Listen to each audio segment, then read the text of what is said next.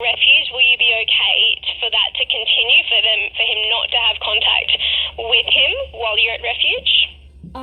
Well, that's tricky, really. This situation needs to evolve a lot more than it has done in the last 2 days for me to be confident that everything's going to be okay. So I think that, this process, as I'm told, is incredibly long and incredibly hard. So I guess the faster this process moves, the faster we'll be in a position to ascertain that there can be some contact, and whether that's wise and under what conditions. That's really not something that I'm in a huge position again to influence, because I'm not getting the support that I require.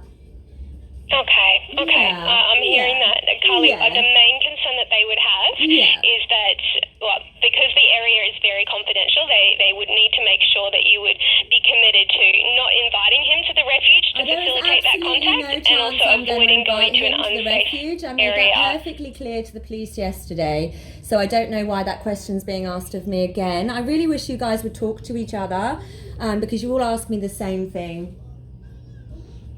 Okay, all right, Carly. Well, I'm going to pass out all of this information along now to the refuge. We should have an outcome very shortly. Would you like me to give you the address of the closest Coles so that you can go out and get what you need today? Well, I can't walk there, can I? So that's pretty useless to me unless you're going to provide me with a taxi.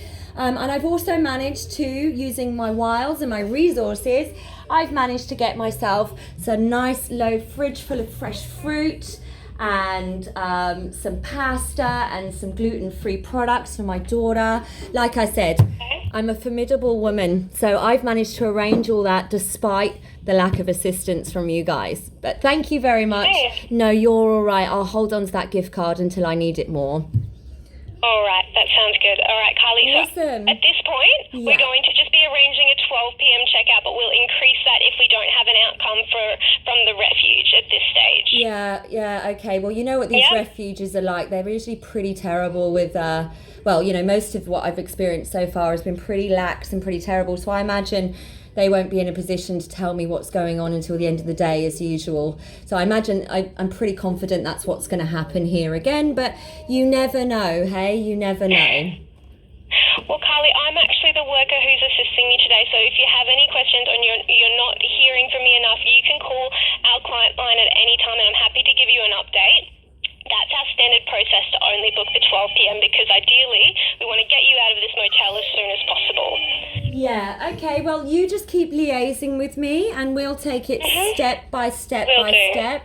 And we'll see what we can come up with between us, shall we, in terms of moving forward and getting somewhere safe and secure for the girls, and making sure that their care, as I've been trying to do for the last few days, is a priority, and not just platitudes, as I've already said.